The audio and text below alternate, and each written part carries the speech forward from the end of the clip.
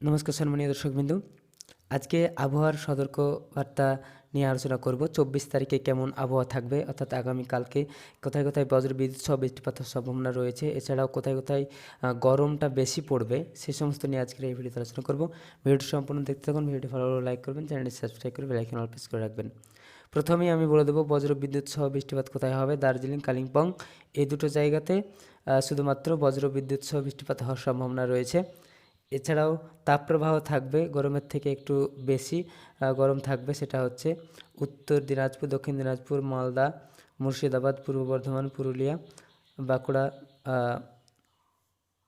ঝাড়গ্রাম, পূর্ব মেদিনীপুর, হাওড়া, কলকাতা, উত্তর চব্বিশ পরগনা আর নদিয়া, এই কয়েকটি জেলাতে তাপপ্রবাহ থাকবে।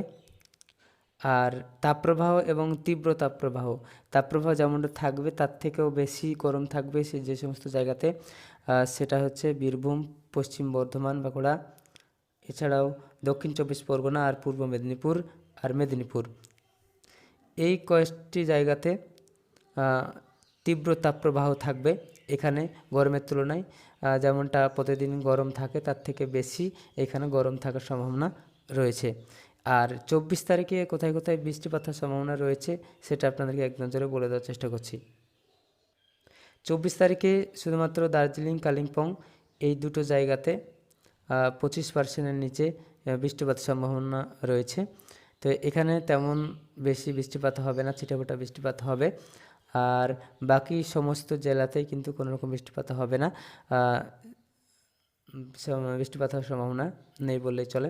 তো এটাই হচ্ছে 24 তারিখের আবহাওয়ার খবর আপনাকে জানানোর চেষ্টা করলাম। ভিডিওটি ভালো লাগলে লাইক করবেন, চ্যানেলটি সাবস্ক্রাইব করে বেল আইকন অল প্রেস করে রাখবেন।